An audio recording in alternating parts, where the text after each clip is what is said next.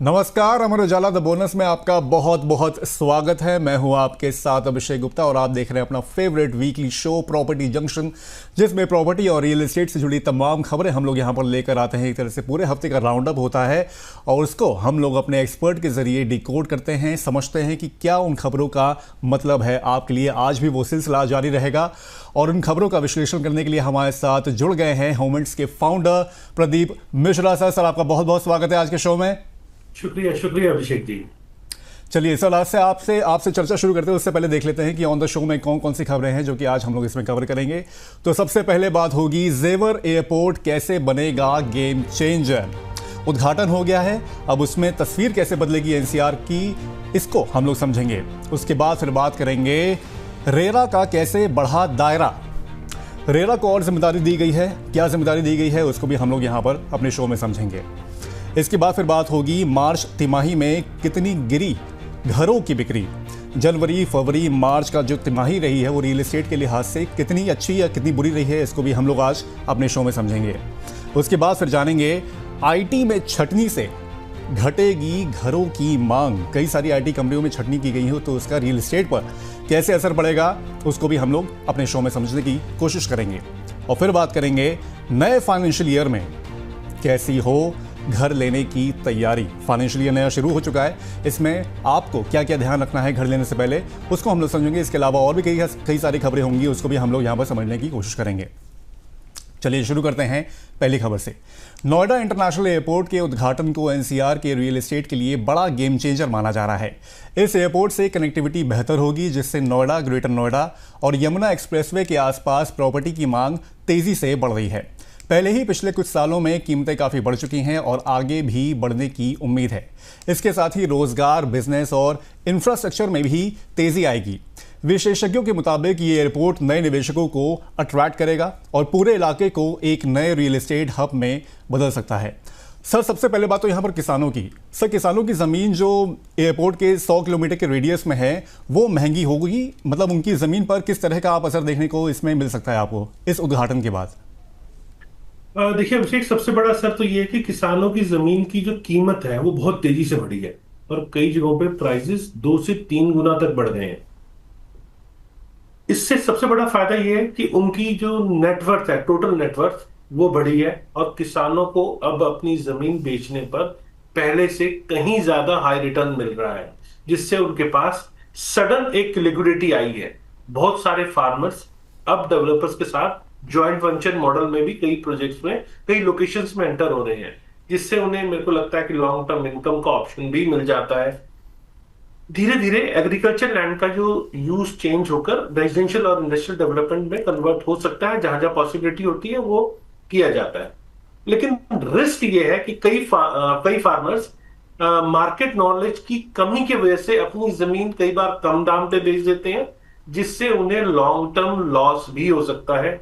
अचानक पैसा आने से कई केसेस में देखा जाता है कि फाइनेंशियल मिसमैनेजमेंट और लाइफस्टाइल इश्यूज देखने को मिलते हैं। फार्मिंग इकोसिस्टम मेरे को लगता है धीरे धीरे कम हो रहा है और फार्मर्स को अपनी इनकम सोर्स शिफ्ट करनी पड़ रही है, एग्रीकल्चर से दूसरी तरफ शिफ्ट होना पड़ रहा है। तो लॉन्ग टर्म में ये एरिया किसानों के लिए फार्मिंग से ज्यादा एसेट बेस्ड अर्निंग मॉडल में अब कन्वर्ट होता दिख रहा है। किसानों के लिए ये सबसे बड़ा वेल्थ क्रिएशन मोमेंट है, लेकिन सही प्लानिंग नहीं हो तो अपॉर्चुनिटी रिस्क में भी बदल सकती है। अपॉर्चुनिटी रिस्क में भी यहाँ पर चीज़ें बदल सकती हैं अगर सही जानकारी, सही मौके यहाँ पर अगर ना मिले तो। सर, लेकिन जैसे कि हम लोग ने अपनी खबर में बताया कि गेम चेंजर के तौर पे इसको देखा जा रहा है।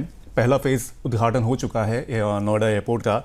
सर, इसके बाद आप एनसीआर में कैसा गेम चेंजर की आप उम्मीद कर रहे हैं, कैसी संभावना वहाँ पर देख रही है, कैसे गेम चेंज होगा एनसीआर के पूरे रियल एस्टेट का? देखिए अभिषेक, फेज 1 के इनॉग्रेशन के बाद मार्केट में सबसे पहले कॉन्फिडेंस और पॉजिटिव सेंटिमेंट देखने को मिला है। अभी के टाइम पे मार्केट बहुत बड़े तौर पे लार्जली इन्वेस्टर ड्रिवन है, जहां लोग फ्यूचर ग्रोथ को देखकर इन्वेस्टमेंट कर रहे हैं। और यमुना एक्सप्रेसवे और ग्रेटर नोएडा में प्रॉपर्टी प्राइसेस पहले से ही बहुत ज्यादा तेज हो गए हैं और खासकर प्लॉट्स ज्यादा हैं अथॉरिटी के, तो मैं प्लॉट्स की बात कर रहा हूँ।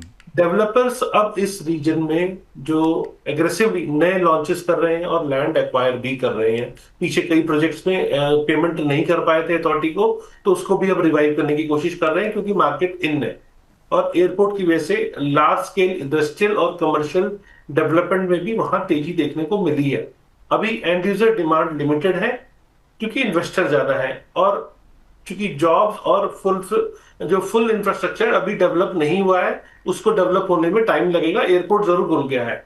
तो करंट फेज की बात करूं तो ये एक तरह से स्पेकुलेटिव ग्रोथ फेज कहा जा सकता है, जहां मार्केट एक्सपेक्टेशन पर चल रही है। और अगले 3 से 5 साल पर जब एयरपोर्ट फुल्ली ऑपरेशनल होगा और एम्प्लॉयमेंट अपॉर्चुनिटीज वहां जनरेट होंगी, तब रियल डिमांड का मेरे को वहां बूम दिखेगा।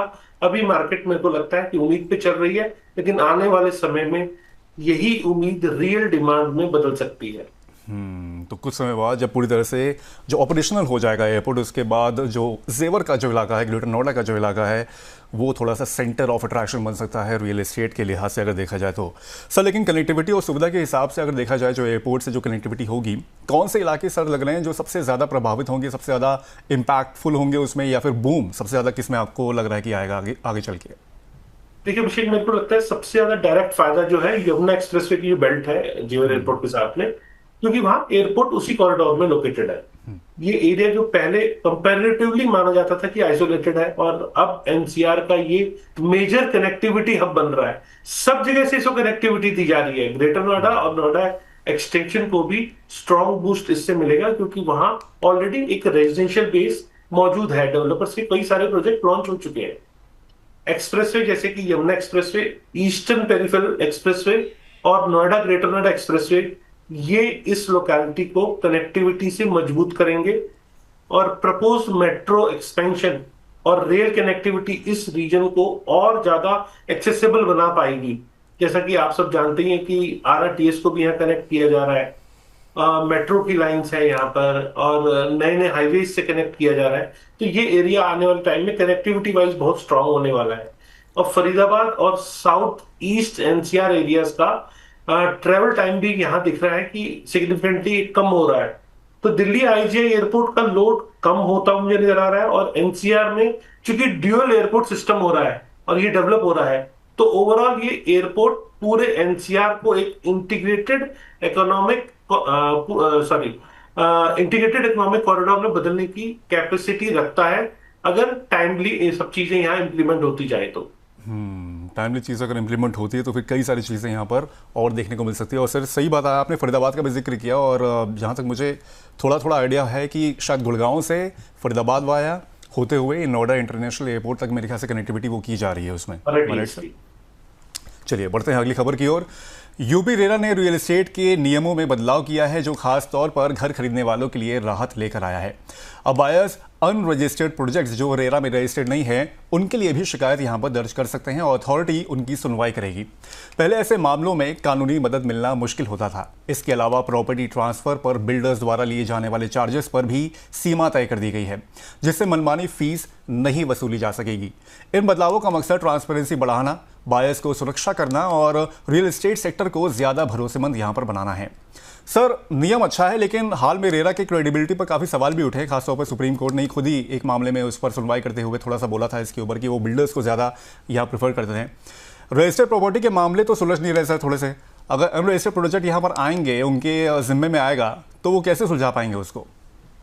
देखिए अभिषेक, की कंसर्न बिल्कुल वैलिड है कि कई रजिस्टर्ड प्रोजेक्ट्स के केसेस भी अभी तक पेंडिंग है, जिससे बायर्स का ट्रस्ट मेरे को लगता है कहीं ना कहीं इंपैक्ट हुआ है।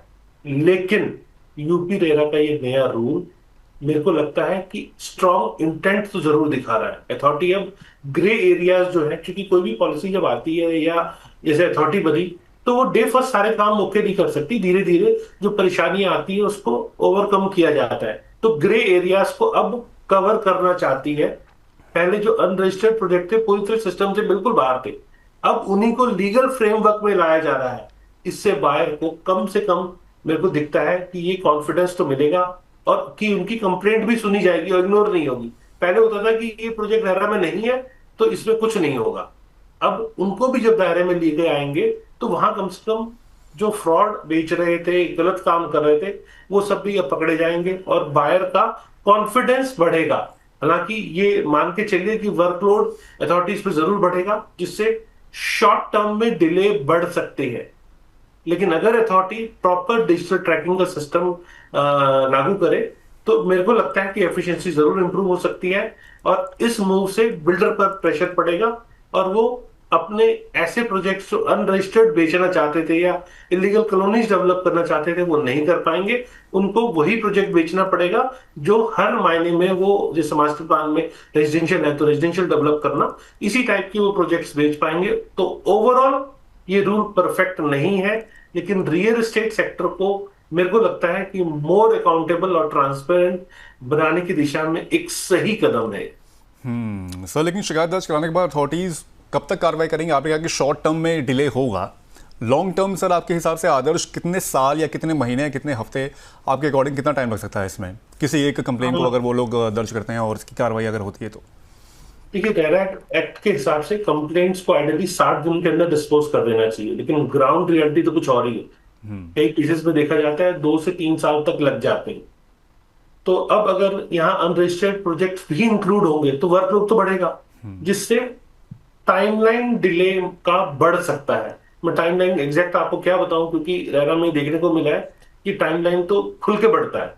तो यूपी रेरा अगर फास्ट ट्रैक मैकेनिज्म बनाए तो यहाँ केसेस जल्दी रिजॉल्व हो सकते हैं। और डिजिटल कंप्लेंट सिस्टम और ऑनलाइन हियरिंग प्रोसेस को थोड़ा मेरे को लगता है फास्टर बनाना चाहिए।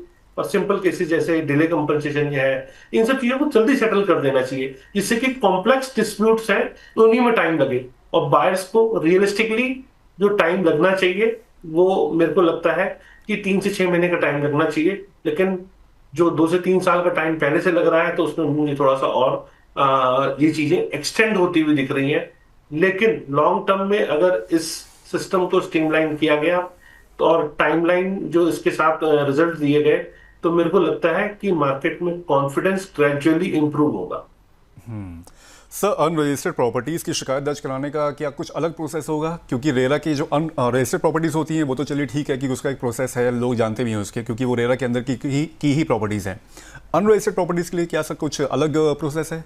कैसे कोई अपनी प्रॉपर्टी की शिकायत वहाँ पर दर्ज करा सकता है? देखिए, ये रूल सिर्फ नए प्रोजेक्ट तक ही लिमिटेड नहीं है, बल्कि ओल्ड और ऑनगोइंग अनरजिस्टर्ड प्रोजेक्ट्स पर भी ये लागू होगा। इसका मेन पर्पस ये है कि प्रोजेक्ट्स पहले रेरा के जो बाहर थे, उन्हें भी सिस्टम में लाया जाए।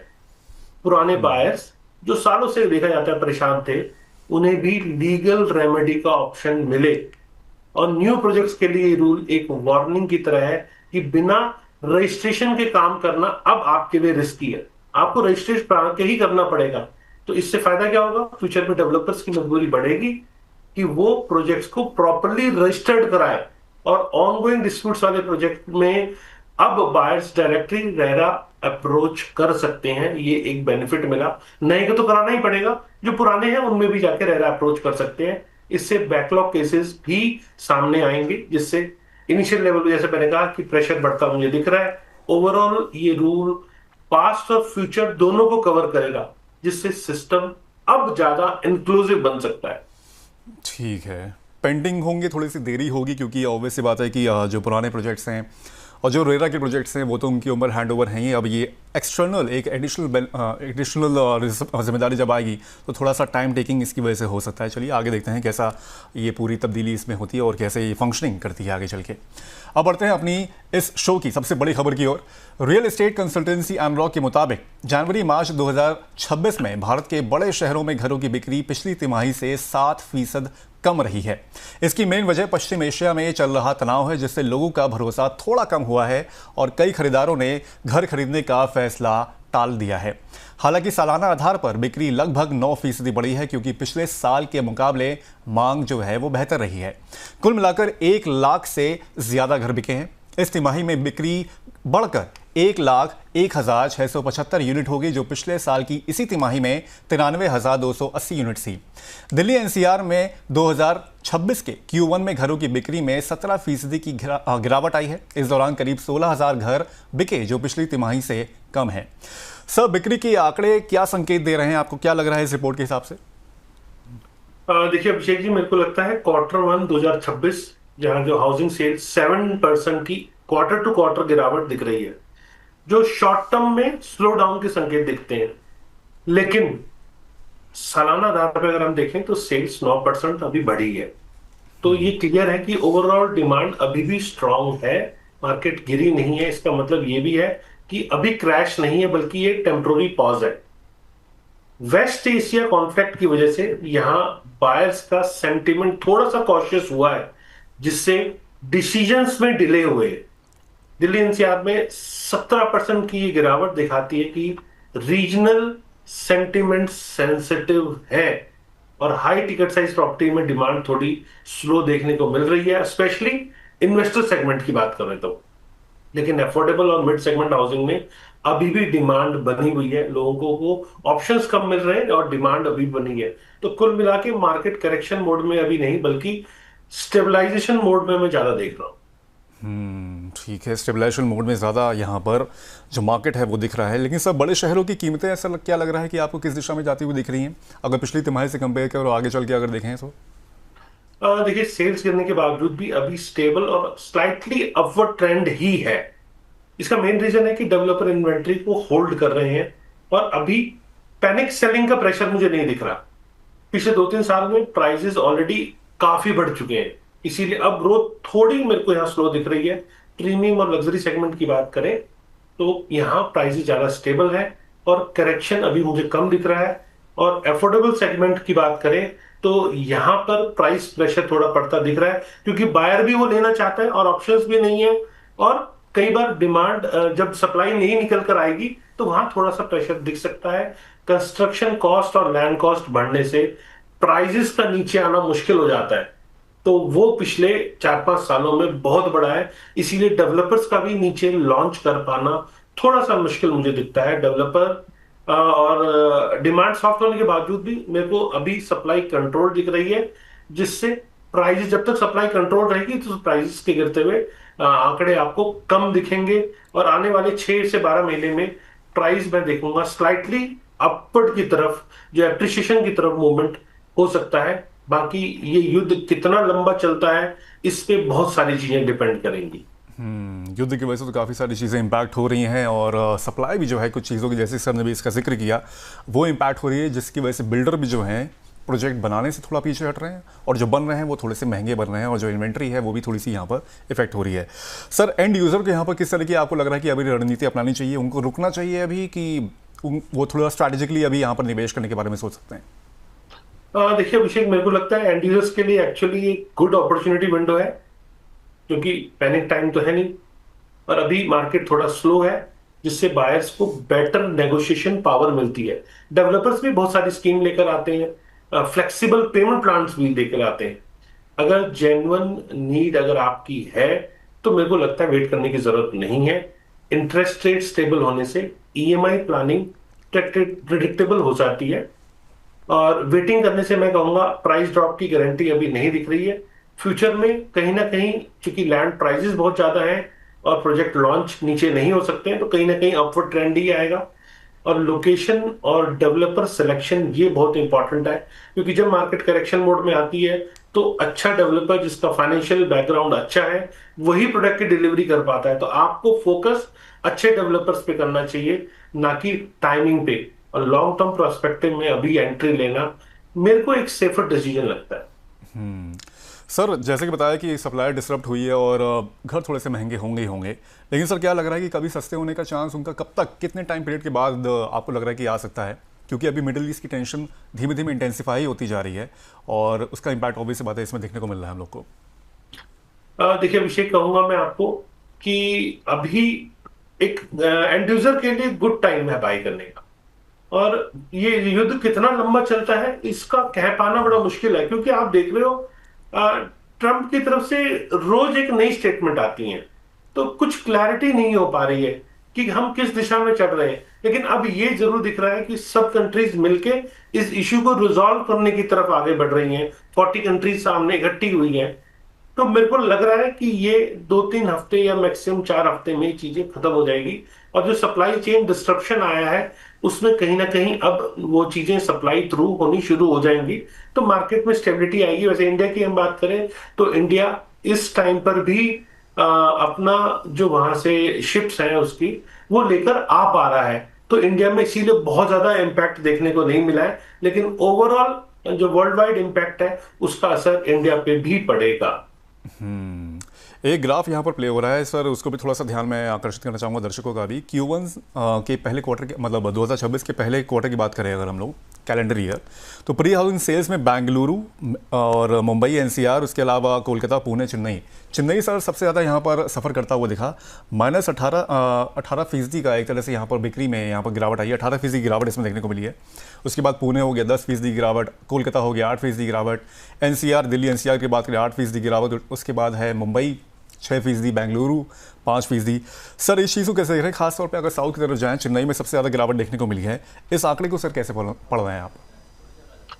देखिए, मैं कहूंगा कि अनसोल्ड इन्वेंट्री का बढ़ना एक कंबाइंड इफेक्ट है, सिर्फ एक फैक्टर नहीं है। शॉर्ट टर्म में मैक्रो इकोनॉमिक टेंशन जो वेस्ट एशिया कॉन्फ्लिक्ट है, इसने बायर्स के सेंटीमेंट को जरूर इंपैक्ट किया है, और बायर के डिसीजन पोस्टपोन क्यों हुए यहाँ पे ये सबको पता है, जिससे इन्वेंट्री टेम्पोररी स्टेज पे बढ़ रही है। दूसरी तरफ प्राइसेस भी पिछले समय में काफी बढ़ चुके हैं, ये आपने देखा है 5-6 सालों में कीमतें बहुत बढ़ी हैं, जिससे कहीं ना कहीं अफोर्डेबिलिटी पर असर पड़ा है। तो हाई टिकट साइज प्रॉपर्टी में एब्जॉर्प्शन स्लो है, जिससे इन्वेंट्री बिल्डअप हुआ है, और डेवलपर नए लॉन्चेस भी लगातार कर रहे थे, जिससे सप्लाई साइड भी बढ़ी है। अब आके लॉन्चेस कम हुए, लेकिन पीछे नए लॉन्चेस बहुत सारे हुए अब। लेकिन इन्वेंट्री जो अभी भी इंक्रीज जो है, मैं कहूंगा अलार्मिंग स्टेज पे नहीं है। मार्केट स्टिल अभी बैलेंस्ड है। जैसे कि सेंटिमेंट्स नॉर्मल हो, जैसे ही सेंटिमेंट्स नॉर्मल होंगे, ये इन्वेंट्री ग्रेजुअली मेरे को लगता है कि अब्जॉर्ब हो जाएगी। इसके अलावा सर रियल एस्टेट डेटा और एनालिटिक्स प्लेटफॉर्म प्रॉप इक्विटी का भी कहना है कि 18 तिमाहियों में पहली बार भारत के टॉप 9 शहरों में घरों की बिक्री जो है 2026 के क्वार्टर 1 में 1 लाख के आंकड़े के नीचे आ गई है। ये पहली बार सर हुआ है 18 तिमाही में, क्योंकि सप्लाई की कमी से मांग पर असर पड़ा है। सर 4.5 साल में सबसे खराब तिमाही ये रहा है। क्या ये मान लें कि रियल एस्टेट सबसे कमजोर दौर में है अभी फिलहाल? देखिए अभिषेक, एक तिमाही के आंकड़े के आधार पे पूरे सेक्टर को सबसे कमजोर कहना मेरे को लगता है कि सही नहीं होगा। ये थोड़ा ओवर रिएक्शन हो सकता है। हाँ, ये सही है कि 18 क्वार्टर्स में पहली बार सेल्स 1 लाख से नीचे गई है, जो शॉर्ट टर्म स्लो डाउन को जरूर दिखाता है, लेकिन इसका मेन रीजन डिमांड की कमी नहीं बल्कि सप्लाई कंस्ट्रेंट भी है। प्रोजेक्ट्स की एबिलिटी लिमिटेड रही है। पिछले 4-5 सालों में रियल एस्टेट सेक्टर में स्ट्रांग रिकवरी देखने को मिली है, इसीलिए ये गिरावट एक तरह का नॉर्मल करेक्शन या ब्रीदर में कह सकता हूं। डेवलपर्स अब कंट्रोल्ड सप्लाई स्ट्रेटजी फॉलो कर रहे हैं, जिससे ओवर सप्लाई वाली पुरानी प्रॉब्लम अवॉइड हो रही है, और प्राइस अभी भी लार्जली स्टेबल है, जो दिखता है कि मार्केट में पैनिक या डिस्ट्रेस सेलिंग अभी नहीं है, और एंड यूजर डिमांड अभी भी यहां मौजूद है। लेकिन बायर्स थोड़ा वेट एंड वॉच मोड में है अभी, और खासकर ग्लोबल अनसर्टेनिटी के कारण। लॉन्ग टर्म फंडामेंटल्स में urbanisation, income growth, housing demand अभी भी स्ट्रांग है, जो कहीं ना कहीं सेक्टर को सपोर्ट करेंगे। ठीक है, चलिए एक तरफ अगर देखा जाए तो पूरा तिमाही जो था जनवरी, फरवरी और मार्च महीना बिक्री के लिहाज से बहुत ज़्यादा अच्छा नहीं रहा। लेकिन वहीं अगर मुंबई का अगर रुख करें तो यहाँ पर बताया जा रहा है कि मार्च 2026 में प्रॉपर्टी रजिस्ट्रेशन में बढ़ोतरी, मुंबई में प्रॉपर्टी रजिस्ट्रेशन यहाँ पर हल्की यहाँ पर बढ़ोतरी देखने को मिली है, लगभग 3% की यहाँ पर बढ़ोतरी देखने को मिली है। कुल करीब 15,500 से ज़्यादा प्रॉपर्टी रजिस्टर्ड हुए हैं, जो कि पिछले साल के लगभग बराबर हैं। नाइट फ्रैंक की रिपोर्ट के मुताबिक ये पिछले 14 सालों का सबसे मजबूत मार्च रहा है, जिससे पता चलता है कि घर खरीदने की जो मांग है अभी भी बनी हुई है। हालांकि स्टैम्प ड्यूटी से मिलने वाली जो कमाई है वो करीब 6% कम हुई है, क्योंकि ज़्यादा लोग मध्यम कीमत के यानी कि 102 करोड़ रुपए के जो घर हैं वहीं खरीद रहे हैं। कुल मिलाकर मुंबई का रियल एस्टेट बाजार स्थिर और मजबूत बना है। सर ओवरऑल मार्केट की जो रिपोर्ट है वो एक तरफ है और मुंबई की रिपोर्ट दूसरी तरफ है। 14 सालों का सबसे मजबूत मार्च कहा जा रहा है मुंबई के लिए। सर क्या वजह रही है इस बढ़ोतरी के पीछे? देखिए अभिषेक जी, मेरे को लगता है कि हाउसिंग डिमांड फंडामेंटली जो है मुंबई के अंदर वो एंड यूजर ड्रिवन है, और सिर्फ इन्वेस्टर ड्रिवन नहीं है, एंड यूजर ज्यादा है। March month traditionally financial year closing का टाइम होता है, और जहां बायर्स टैक्स प्लानिंग और डील क्लोजर की तरफ कई बार एक्टिव होते हैं, और इंटरेस्ट रेट रिलेटिवली अभी स्टेबल रहने से बायर्स का कॉन्फिडेंस वहां बना हुआ है, और डेवलपर्स ने अट्रैक्शन काफी दिया है पिछले कुछ दिनों में। कई ऑफर्स आए हैं, फ्लेक्सिबल पेमेंट प्लान आए हैं, कई ऐसी स्कीम लॉन्च हुई है जिससे बायर्स के डिसीजन वहां फास्ट देखने को मिले हैं। और सबसे बड़ी बात है कि इंफ्रास्ट्रक्चर प्रोजेक्ट जैसे कि मेट्रो एक्सपेंशन और कनेक्टिविटी इंप्रूवमेंट ने वहां डिमांड को सपोर्ट दिया है। अब प्रीमियम सिटी होने के कारण मुंबई में हमेशा लिमिटेड लैंड सप्लाई रहती है, जिससे वहां डिमांड स्टेडी देखने को मिलती है। और बायर्स अब रेंट देने के कारण ऑनरशिप की तरफ शिफ्ट हो रहे हैं, खासकर मिड इनकम सेगमेंट में। तो ओवरऑल ये दिखाता है कि डिस्पाइट ग्लोबल या national slowdown signals, Mumbai market resilient और स्टेबल अभी बना हुआ है। सर मिड सेगमेंट घर में सबसे ज़्यादा घर खरीदे गए हैं, जो कि एक अच्छी खबर भी है, लेकिन उनकी कीमत सर देखें तो 1 से 2 करोड़ रुपए की रही है। क्या ये कीमत सर लग रहा है कि जो मिड सेगमेंट की जो डेफिनेशन होती है उसको जस्टिफाई करती है? देखिए अभिषेक, मुंबई के कंटेक्स्ट में 1-2 करोड़ का सेगमेंट जो है एक्चुअली मिड सेगमेंट कैटेगरी में ही आता है, ये लग्जरी सेगमेंट में नहीं आता। लैंड कॉस्ट मुंबई में बहुत ज्यादा हाई है और फाइनल प्रॉपर्टी प्राइस या नेचुरली आप देखेंगे कि जो प्राइसेस हैं उसको पुश करता है। कंस्ट्रक्शन कॉस्ट और कंप्लायंस कॉस्ट भी पिछले कुछ सालों में बहुत बढ़ी है और लिमिटेड सप्लाई या हाई डिमांड की वजह से प्राइसिंग प्रेशर हमेशा आपको देखने को मिलेगा। इंफ्रास्ट्रक्चर डेवलपमेंट और कनेक्टिविटी इंप्रूवमेंट भी यहाँ प्राइसेस को कहीं ना कहीं जस्टिफाई करती हुई दिखती है। रेंटल यील्ड और कैपिटल अप्रिसिएशन पोटेंशियल जो मुंबई में यहाँ मेरे को लगता है कि रिलेटिवली ये स्ट्रांग है और बायर्स अफोर्डेबिलिटी स्ट्रेच कर रहे हैं क्योंकि अब ऑप्शंस नहीं है और long term investment prospective value भी दिख रही है, इसीलिए भी लोग अपना बजट को स्ट्रेच कर रहे हैं। हालांकि ये भी सच है कि अफोर्डेबिलिटी चैलेंज है और हर बायर के लिए प्राइस कंफर्टेबल नहीं है। हर बायर के लिए यहाँ पर ये जो 1 से 2 करोड़ रुपए की जो रेंज एक तरह से देखने को मिली है पिछले महीने, क्योंकि इसी सेगमेंट के 1 से 2 करोड़ के घर सबसे ज़्यादा यहाँ पर बिके हैं। लेकिन खैर सर ने जैसे बताया कि मतलब सभी के लिए तो एक चीज़ बराबर नहीं है, क्योंकि 1 से 2 करोड़ भी बहुत ज़्यादा होते हैं। चलिए बढ़ते हैं अगली खबर की ओर। अमेरिका आईटी कंपनी ओरेकल ने भारत में लगभग 12,000 कर्मचारियों की छटनी की है, यानी कि ले ऑफ की है, और 1 महीने के अंदर ये दूसरी छटनी की संभावना भी जताई गई है यहाँ पर।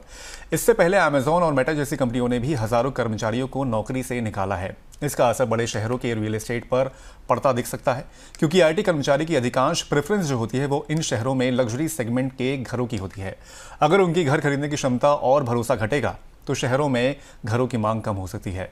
सर आईटी सेक्टर में छटनी का मामला पिछले साल भी काफ़ी इंटेंसिफाई हुआ था, जब बड़ी बड़ी कंपनीज ने वहाँ पर ले ऑफ्स किए थे। टीसीएस भी इसमें इंक्लूडेड था और आगे भी छटनी की संभावना, जैसे कि सर हमने बताया कि खबर में की जताई जा रही है। बड़े शहरों की सर रियल एस्टेट पर इसका कितना बड़ा असर आप देख रहे हैं? देखिए अभिषेक, आईटी लेऑफ्स का सबसे सीधा असर लग्जरी और प्रीमियम हाउसिंग सेगमेंट पे पड़ेगा, क्योंकि आईटी एम्प्लॉयज की डिमांड वहां सबसे ज्यादा देखने को मिलती है और हाई पेइंग जॉब्स कम होने से अफोर्डेबिलिटी और बायर्स कॉन्फिडेंस दोनों कहीं ना कहीं अफेक्टेड होंगे। शॉर्ट टर्म में कुछ प्रोजेक्ट्स की एब्जॉर्प्शन शुरू हो सकती है और डेवलपर्स को ऑफर्स और इंसेंटिव बढ़ाने पड़ सकते हैं, लेकिन ये सेक्टर वाइड क्रैश नहीं है, क्योंकि आईटी के अलावा भी अदर इंडस्ट्रीज हैं जैसे कि फाइनेंस है, फार्मा है, मैन्युफैक्चरिंग है, ये भी डिमांड को सभी सस्टेन कर रहे हैं। और अफोर्डेबल और मिड सेगमेंट हाउसिंग पर इम्पैक्ट बहुत लिमिटेड रहेगा, क्योंकि वहां एंड यूजर डिमांड अभी भी बहुत स्ट्रांग है, बल्कि मैं कहूंगा सप्लाई नहीं है और डिमांड स्ट्रांग है। मुंबई, बेंगलुरु, पुणे जैसे सिटीज में रेंटल डिमांड अभी स्टेबल रहेगी, क्योंकि ले ऑफ के बावजूद जो रीलोकेशन और जॉब अपॉर्चुनिटीज अभी भी उन एरियाज में मौजूद है। और लॉन्ग टर्म फंडामेंटल्स की बात करें तो अर्बनाइजेशन, न्यूक्लियर फैमिलीज और लाइफस्टाइल चेंजेस अभी भी कहीं ना कहीं हाउसिंग डिमांड को सपोर्ट कर रहे हैं। तो ओवरऑल लग्जरी सेगमेंट में शॉर्ट टर्म स्लो डाउन होगा, लेकिन total real estate sector collapse होने की स्टेज पे मेरे को अभी नहीं दिख रहा है। शॉर्ट टर्म में दिक्कत हो सकती है, लेकिन लॉन्ग टर्म में ऐसी कोई दिक्कत नहीं होगी। सर एक रिपोर्ट के मुताबिक आईटी सेक्टर की सैलरी और नौकरियां पहले घरों की जो मतलब बोला जाता था कि सैलरी जो होती थी और उनकी जो नौकरियां होती थी वहीं घरों की मांग बढ़ाती थी। खासकर जैसे बेंगलुरु, हैदराबाद, पुणे और एनसीआर हो गया, जिसका आपने भी जिक्र किया, वो भी लग्जरी घरों की मांग होती थी। लेकिन सर ले ऑफ या हायरिंग स्लोडाउन से लोग अनसेफ फील कर रहे हैं कि मतलब अब सोच रहे हैं दोबारा कि मतलब उसमें निवेश करना चाहिए कि नहीं करना चाहिए। ऐसे में क्या लग रहा है कि सर कि अफोर्डेबल हाउसिंग का जो दौर होगा वो फिर से लौट पाएगा यहाँ पर इन सेगमेंट की अगर बात करें खास तौर पे, मतलब अगर आईटी को हम इसमें जोड़े तो? देखिए अभिषेक, मेरे को लगता है हाँ, क्योंकि आईटी लेऑफ्स और हाई एंड स्लो डाउन से डेवलपर्स का जो फोकस है कहीं ना कहीं वो अब अफोर्डेबल और मिड सेगमेंट की तरफ शिफ्ट हो रहा है। अफोर्डेबल हाउसिंग की डिमांड अभी भी स्ट्रांग है, क्योंकि ये सेगमेंट एंड यूजर ड्रिवन है। गवर्नमेंट स्कीम्स और सब्सिडीज जैसे पीएम आवास योजना, ये सब भी मिलकर इस सेगमेंट को बूस्ट करती है। ठीक है, कहीं ना कहीं लैंड के प्राइसेस बहुत बढ़ गए हैं और डेवलपर्स को इन्वेंट्री क्लियर करने के लिए मिड इनकम प्रोजेक्ट्स में फ्लेक्सिबल पेमेंट प्लान और डिस्काउंट्स देने पड़ सकते हैं। रेंटल हाउसिंग डिमांड भी बढ़ेगी, क्योंकि कुछ आईटी प्रोफेशनल्स अभी भी सिटीज में रहते हैं लेकिन बाइंग पावर कम हो गई है उनकी। तो लॉन्ग टर्म में अर्बनाइजेशन और nuclear family culture affordable housing को सस्टेनेबल डिमांड देता रहेगा। मार्केट यहाँ नेचुरली शिफ्ट होगा हाई प्राइस लग्जरी से अफोर्डेबल या मिड सेगमेंट प्रोजेक्ट की तरफ शिफ्ट होता नजर आ रहा है। ये सेक्टर ये शिफ्ट जो है बेसिकली सेक्टर के लिए पॉजिटिव सिग्नल है, क्योंकि वाइडर पॉपुलेशन को हाउसिंग ओनरशिप एक्सेसिबल तभी हो पाएगी। अगर हम सिर्फ लग्जरी बनाते रहेंगे तो जो वाइडर पॉपुलेशन है वो घर से नदारद होंगे। तो कहीं ना कहीं पॉजिटिव है, ओवरऑल सेक्टर की ग्रोथ तो रहेगी और आम बायर को भी उनके बजट में घर मिल पाएंगे और अच्छी स्कीम्स के साथ मिल पाएंगे। लेकिन फिलहाल थोड़ा सा यहाँ पर टेंशन देखने को मिल सकता है, लेकिन लॉन्ग टर्म में जैसे कि सर ने बताया था कि बहुत ज़्यादा दिक्कत नहीं होगी। चीज़ें जो जॉब्स के लिहाज से भी अगर देखा जाए तो बहुत स्टेबिलिटी, बहुत ज़्यादा पैनिक होने की अभी सिचुएशन यहाँ पर देखने को नहीं मिल सकती है। सर, अब नया फाइनेंशियल साल भी शुरू हो गया है 1 अप्रैल से, और कई नौकरी पेशा लोगों की जो प्लानिंग होती है वो फाइनेंशियल ईयर के हिसाब से ही चलती है। ऐसे में वो अब इस साल रियल एस्टेट में क्या उम्मीद करें? अगले 1 साल में सर क्या देख रहे हैं कि आप जो आउटलुक रहेगा रियल एस्टेट का वो कैसा रहेगा? देखिए, मैं कहूंगा कि स्टेबलाइजेशन मिलेगी हाउसिंग प्राइसेस के अंदर। अगर हुआ तो स्लाइटली थोड़ा सा एप्रिसिएशन देखने को मिल सकता है, लेकिन ज्यादा स्टेबलाइजेशन होगी। पिछले सालों में बहुत बहुत ग्रेट ग्रोथ ऑलरेडी हो चुकी है, इसीलिए अब तेजी की बजाय स्लो और स्टेडी राइज देखने को मिल पाएगा। और हाई डिमांड एरियाज में या प्रीमियम सेगमेंट में एप्रिसिएशन थोड़ा सा मेरे को यहाँ कंट्रोल्ड में दिख रही है। मतलब प्रीमियम में थोड़ी कंट्रोल एप्रिसिएशन हो सकती है और अफोर्डेबल सेगमेंट में डिमांड बढ़ सकती है। और चूंकि अफोर्डेबल और मिड सेगमेंट में ग्रोथ कंट्रोल रहेगी, तो यहां बायर्स की अफोर्डेबिलिटी भी जो है उसमें उन्हें घर मिल पाएगा। इंफ्रास्ट्रक्चर प्रोजेक्ट्स, मेट्रो एक्सपेंशन और कनेक्टिविटी इंप्रूवमेंट प्राइस को कहीं ना कहीं सपोर्ट देते रहेंगे, क्योंकि इंफ्रास्ट्रक्चर डेवलपमेंट तो बहुत हुआ है। इतना इंफ्रास्ट्रक्चर डेवलपमेंट शायद इंडिया ने कभी नहीं देखा था। और इंटरेस्ट रेट और लोन एबिलिटी भी बायर सेंटीमेंट्स को कहीं ना कहीं इन्फ्लुएंस करती नजर आ रही है। डेवलपर्स इन्वेंट्री कंट्रोल पर अभी ध्यान दे रहे हैं, जिससे ओवर सप्लाई मेरे को होती शॉर्ट टर्म में नहीं दिख रही। अगर ज्यादा प्रेशर पड़ेगा तो हो सकती है, लेकिन शॉर्ट टर्म में मेरे को नहीं दिख रही है। और मेरे को अभी प्राइसेस स्टेबल रहते दिख रहे हैं। ओवरऑल जो आउटलुक है वो अभी पॉजिटिव है, लेकिन कॉशियस है। पैनिक या सडन ड्रॉप की अभी संभावना इमीडिएट मुझे नहीं दिख रही है। सर, जो नए खरीदार हैं उनकी क्या प्लानिंग होनी चाहिए इस नए फाइनेंशियल ईयर में, जब वो प्लानिंग कर रहे हो घर लेने की? तो आपके लिए कोई उनके लिए कोई टिप्स है आपकी ओर से कि मतलब ये चीज़ें, ये टिक मार्क्स हैं जो पहले वो करें उसके बाद ही प्लानिंग करें?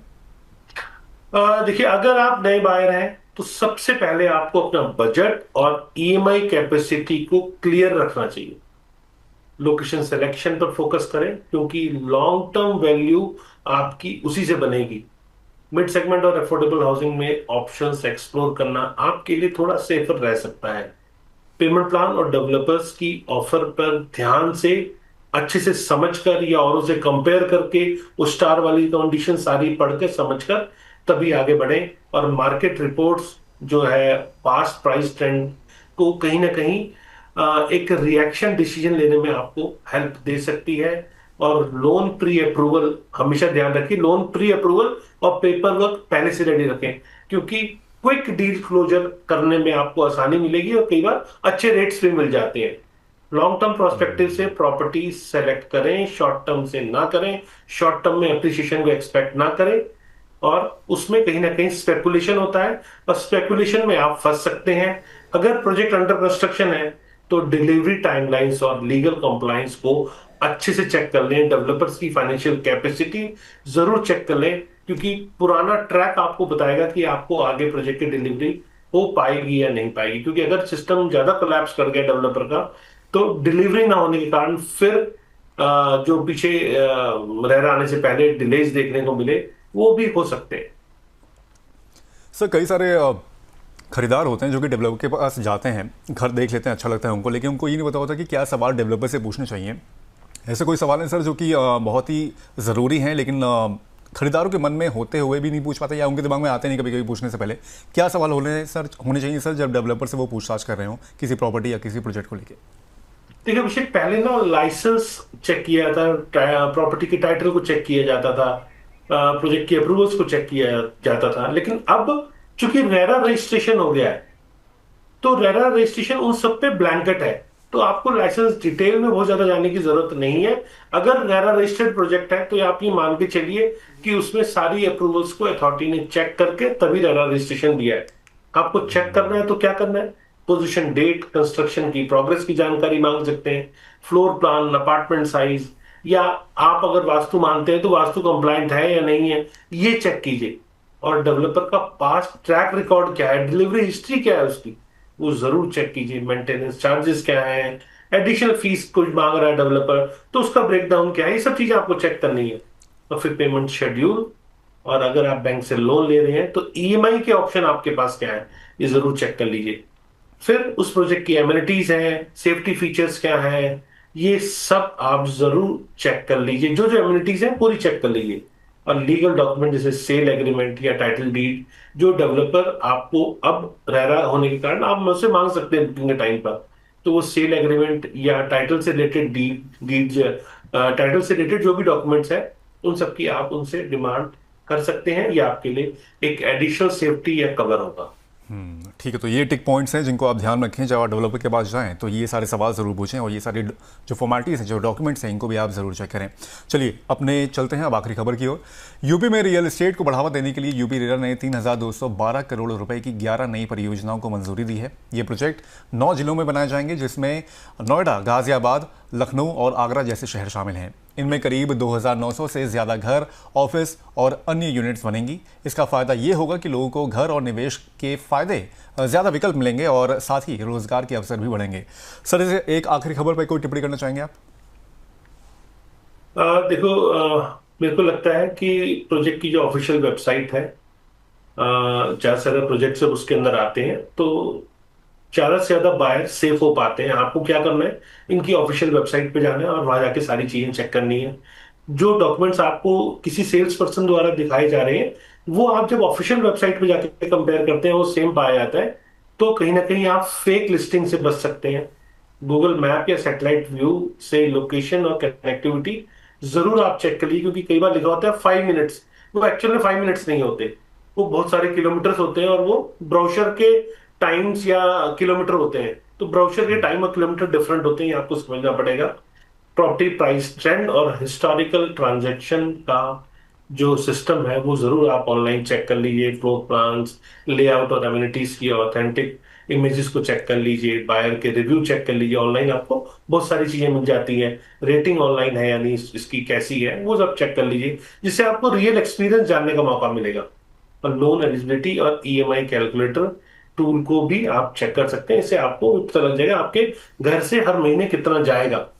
और नियर बाय इंफ्रास्ट्रक्चर चेक कर लीजिए। जब आप घर ले रहे हैं तो आपको स्कूल, हॉस्पिटल, मेट्रो, मार्केट कितनी दूरी पर है, और ऑनलाइन डिटेल वेरीफाई करने के बाद फिर आप साइट प्लान कीजिए और फिर अपना टाइम और एफर्ट बेस्ट दीजिए, जिससे कि आपको बेस्ट प्रोडक्ट मिलेगा।